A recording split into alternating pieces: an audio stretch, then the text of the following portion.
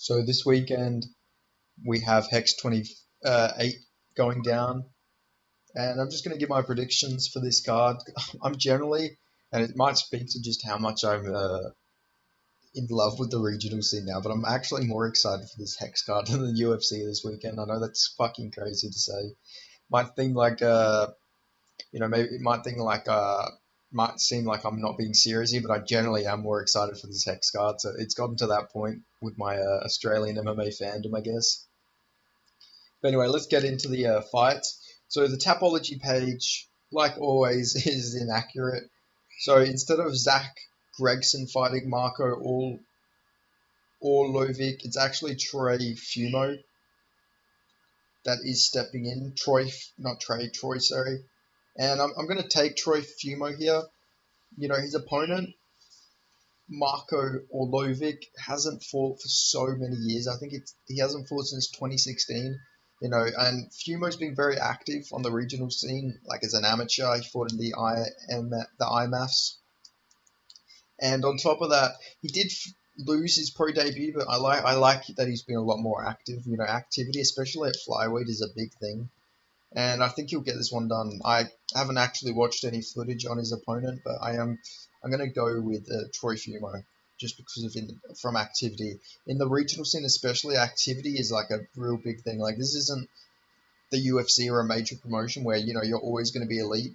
When you're not really, you haven't even fought that much before. He's only had one fight. I don't know. I don't like it. I think that's a really bad look here. So yeah, I'm going to be taking Troy Fumo here, probably by decision or maybe probably actually I'll go by TKO. Then another fight on the card is the fight between Ulan Nos D Jesus versus Joshua Riley. This is an interesting fight. I'm gonna take Joshua Riley in this fight. I know he's got a 4-6 record. It doesn't look pretty, but he's actually not as bad as his record. Have you believe? He's had some decent performances. Uh, Almost knocked out Justin Van Heerden, so that's a pretty good win.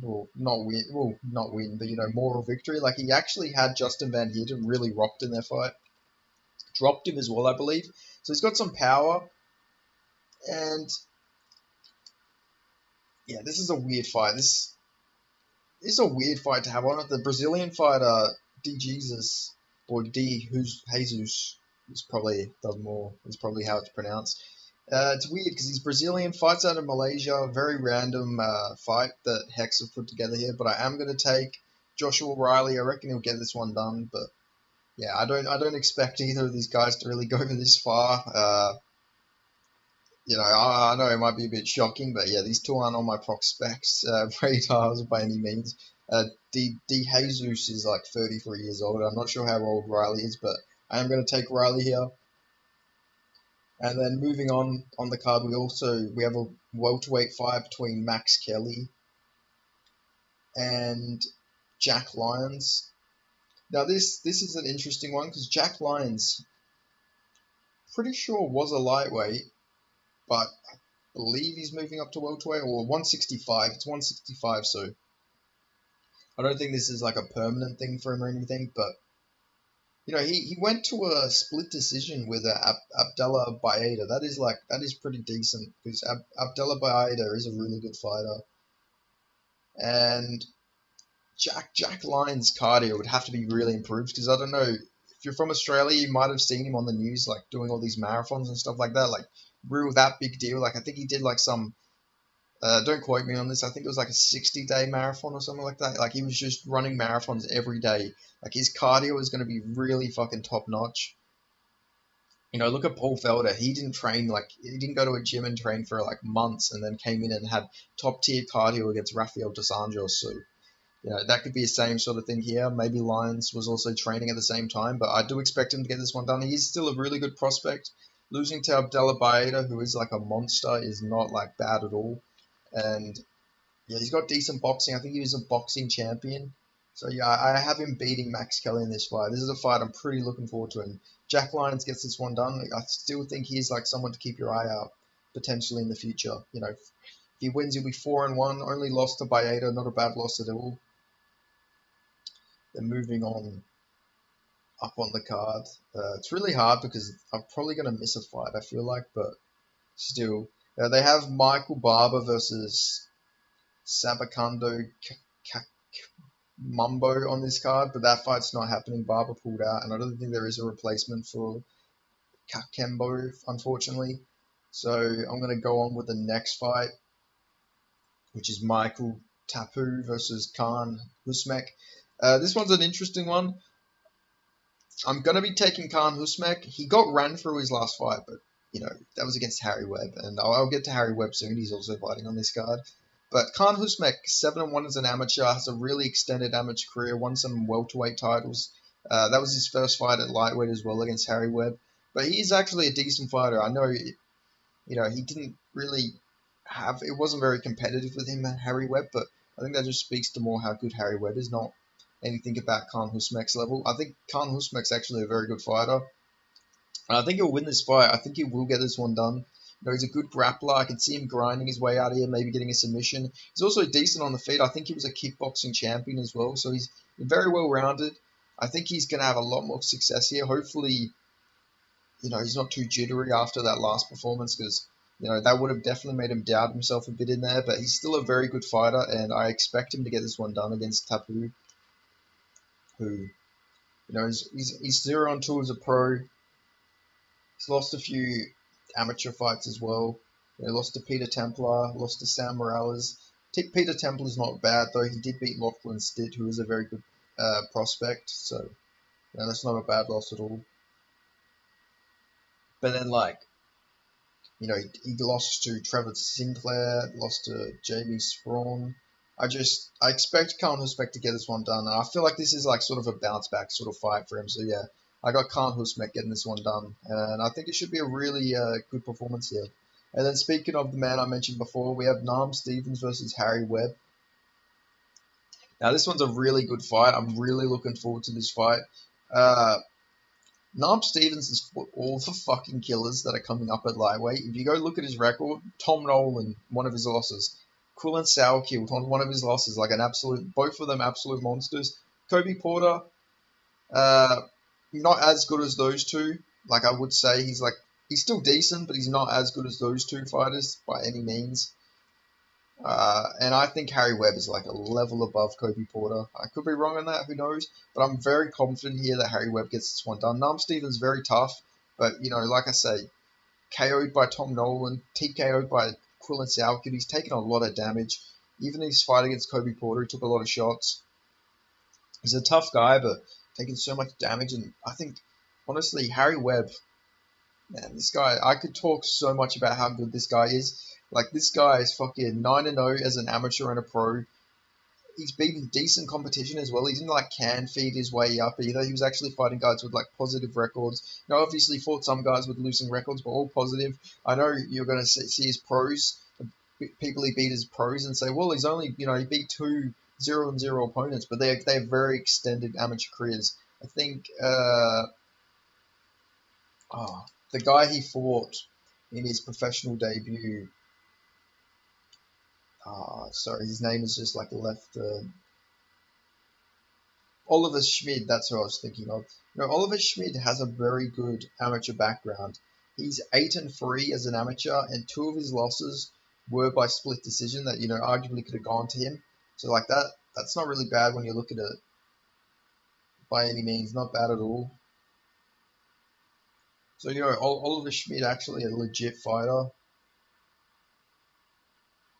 And Harry Webb just went out there and styled on him, beat him every single round of that fight, just put on a masterclass. Also trains out of CKB, does Oliver Schmid. I got to mention that as well. He's a CKB fighter.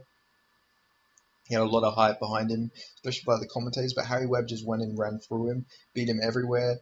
Schmid would go for arm bars, he'd slam him. He showed good cardio, fought at a decently high pace as well, and didn't look gassed at all.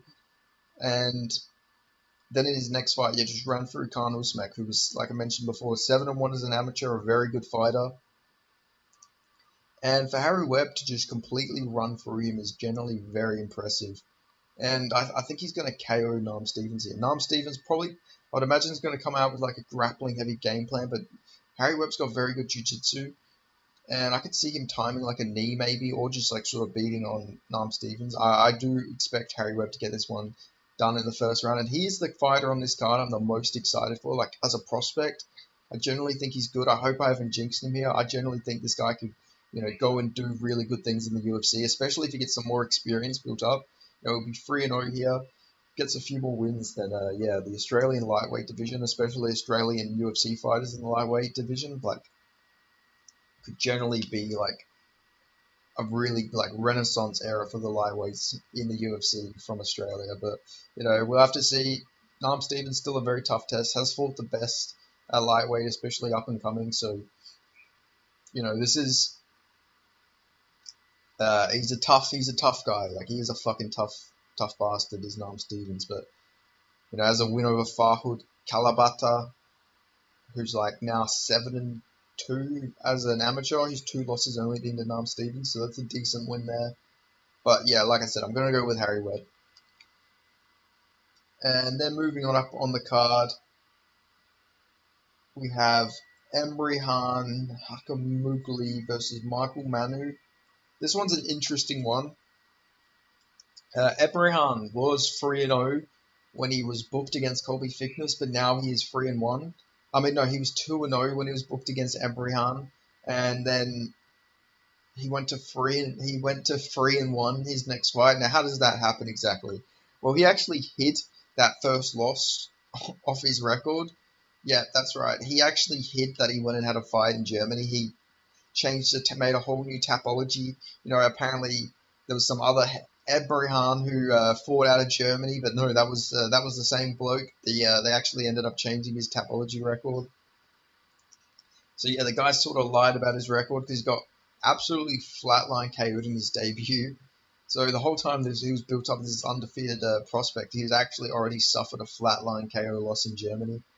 So yeah, that is a bit sneaky there by Emrihan. And if you watch this guy's interviews and everything, acts a lot like Hamza Chimaev, like really acts a lot like Hamza Chimaev. He talks about being a mountain guy and all this stuff. He's Turkish. Like he's not even like a Turkish Dagestani or anything like that. Like this guy's just straight Turk. He's straight out of Turkey, but he acts like he is from the Caucasus Mountains. But no, you're Turkish, literally just Turkish.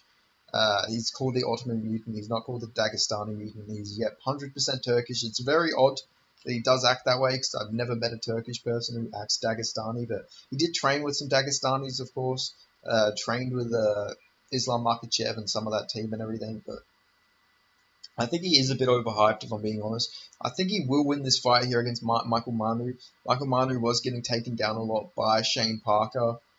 But he also, at the same time, he did win that fight, and he was very defensively sound on the ground for a bit against Rod Costa, who was like a world jiu-jitsu champion. So I don't know if Emrihan goes out there, tries to like immediately finish him and fails. I could see Michael Manu putting it on him and getting a late finish, because I don't think Emrihan's cardio is that good, and also his striking is, I mean, generally not that good. If you look at his striking, it's very weird, and he also mentions he only has one arm. If there's something wrong with his other arm or his pec or something, I don't know what the fuck happened, but there is something wrong with him there. And yeah, he's just a bit odd, let's just say, with his striking and everything. Like he got reversed in 3-6. Florian, his opponent, was literally on top of him. Like he reversed the position, and if he had a bit more grappling credentials, or he probably could have like capitalized on that, maybe done some more stuff. But he did get reversed and guillotined. The commentators acted like Ebrahim just beat fucking Marab and just ran through Marab or something. Like I say Marab because literally they're acting like he just beat some unbeatable fighter or something. But like I mentioned, he beat a 3-6 guy on short notice. Like it wasn't that crazy. Like calm down. But I do think Abraham will get this one done, but if he leaves the first round, Michael Manu's got a real good shot here, but I am going to take Abraham.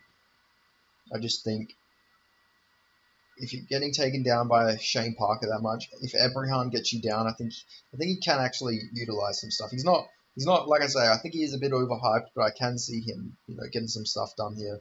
And then next up on the card, we have Brendan Favola versus his opponent. Now, who is his opponent? Who is Brendan? Let me just, so the people who don't know, Favola is an AFL player, former AFL player, and he is fighting Tony the Tradie. Now this is a very interesting fight. They did a whole fan raffle and everything for this matchup, but it was a lot of bullshit. I don't believe for a second there was a raffle, because Tony the Tradie is like, I think he owns like one of their biggest sponsors or something like that. So I don't know, something a little fishy gone on there. But I've gotten some word. I originally said that Tony the Tradie was actually a purple belt in a video I made previously, but I'm actually wrong. He's actually a brown belt. So yeah, he's actually a brown belt. And Brendan Favola is like 42, 41, something like that, and he's taking his first combat fight. Obviously, he has an AFL background and everything. But I'm going to go with Tony the Tradie here, getting the upset. I would imagine it's an upset just because he does have a brown belt. He's obviously trained. I think if he gets Brendan Favola down, I'm sure he'll look like a fish out of water there and probably get an easy submission. Not really much, it's a lot of it is just guessing. Neither of these guys have fought in MMA. Who knows? Maybe Tony the Tradie's got a glass jaw. We don't know. We don't know these things. When it's two debutants who've literally never had a combat sports fight in their life, you don't fucking know. So I'm going to just go with the underdog here, Tony the Tradie, just because I know he does have a martial arts background and he has got, decent credentials in jiu-jitsu. Not that jiu-jitsu is everything in MMA, but fucking what does Brendan Favola have to show in this fight? That he's fucking maybe got a Brownlow medal, or, he's kicked a fucking bunch of goals in AFL. Like, that doesn't fucking help you.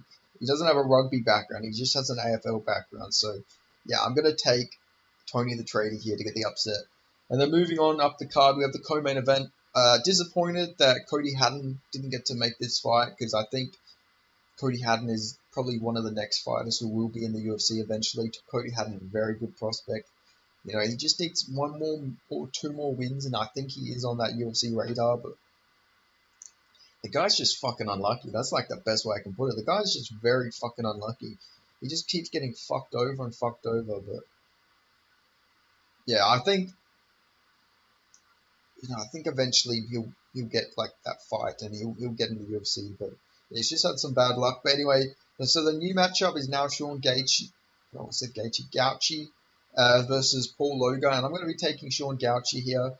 Paul Loga is decent, but his record's 9-7 for a reason. He has lost quite a few fights, and I think Sean Gauchi is like just a level above. Does have a win over one Steve Erceg, who just got a win last weekend. From what I've heard, that fight probably should have been a draw, just because I think Erceg probably should have got a 10-8 in the third round, but still very good that he, winning 2 rounds against Steve Erceg. Nobody else has ever done that, so respect to Sean Gauchi. He's a very good fighter. And, powerful guy, especially for a bantamweight. Very, very good wrestler. He's very good, and I can see him chinning Paul Loga. Paul Loga has been knocked out a few times, which is never a good thing for a bantamweight. And I think Sean Gauchi is going to catch him here, and I think he's going to get him out of there. So yeah, like I say, I'm going to go with Sean Gauchi getting this one done to retain his Hex bantamweight fight and bantamweight title. Sorry, and then I guess you do him versus Cody Haddon next, hopefully. Maybe if Gauchi can't fight in February or March when the next Hex card is, maybe they could do Cody Haddon versus Emre Khan if he wins, but yeah, I don't know, man. But yeah, I'm gonna take Sean Gauchi. And then we have the main event. We have Joseph Luciano versus Mikhachev. This is actually a really good fight. Jonathan Misachev. Jonathan Mikhalaf. Sorry, I mispronounced that. Jonathan Mikhalaf is actually a really good fighter, 4-0. But the one thing is, I feel like this might just be a step too soon. I think Luciano is just on a bit of a different level at the moment. Mikalav's actually a good fighter. Like I say, he's got some good wins, showed some good performances, but like I said, I think it's a little bit too soon for him to take this fight. Luciano ran through Caleb Ridehalter, who's a good fighter. He's got a lot of good wins, and his only loss is to Carlos Prates, UFC talent, literally a guy in the UFC, solid guy who knocks most people out, and he lost a decision. So that's a good look for Luciano, and he's he's on a run. He's really good, and if he gets the win here, you've got to give Luciano like Dana White Contender Series or something. Like generally, I think he can have a lot of success here. He's a good grappler. He actually started out in Muay Thai, surprisingly enough. You don't really see that in his style. He did break a guy's leg though with a check, I believe. I think a guy kicked him and he checked and he literally broke this guy's leg. Fucking Uriah Hall versus Chris Weidman style. But yeah, the guy's got some fucking strong ass shin bones, obviously. Good striker, but he is very, very heavy on the grappling. Very sets a really good pace, very good cardio. Maybe not the most entertaining fighter sometimes, but he's still a very good fighter, good grappler, good submissions. He is a very good fighter. Mikhailov also a very good grappler, very good on the feet as well. But I just think at this point in time, Luciano is just a bit better than him everywhere. But I think Mikhailov will be someone to look out for in the future. I think eventually he'll find his way back into like a big position, especially if Luciano goes on to the UFC after this. They can probably do Mikhailov versus maybe some other welterweight or something, which would be cool to see. But yeah, man, I just think Luciano, he's really just on the verge of the UFC. But like I say, last time I thought a fight was too early. I thought that Quillen Salkill versus Blake Donnelly was too early for Quillen Salkill, and he just went out there and fucking flatlined Blake Donnelly in 36 seconds. So what do I know, man? Who knows? At the regional level, levels are a bit different. You don't know. You don't know. But I think Luciano just shown to be very, very consistently good. And his first loss was only I'm pretty sure it was his debut against Carlos Pratas as well. So he's really bounced back from that, has a long amateur career, so he's got a lot more experience here. So I think he'll be really composed here. For Mikhailov, it's his first time in a real big position like this as well. But yeah, I'm going to be taking the Absolute MMA fighter, fighter from Absolute MMA, trains with Jack Jenkins and some other good fighters. And yeah, I think he's going to get this one done. I really do. So I'm going to take Joseph Luciano to get this one done. And I'm going to say by like submission. I think he will get a submission here.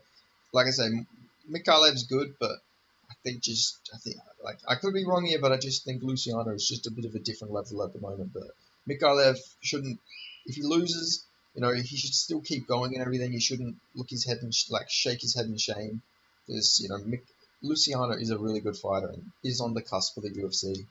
But yeah, that's all I've got to say. So yeah, thank you if you made it this far into my Hex 28 predictions. Like I say, I'm the only one who's covering Australian MMA like this, so make sure you give this video a like. And yeah, let me know your predictions in the comments section below. And I'll see you guys in the next video. Thanks for watching.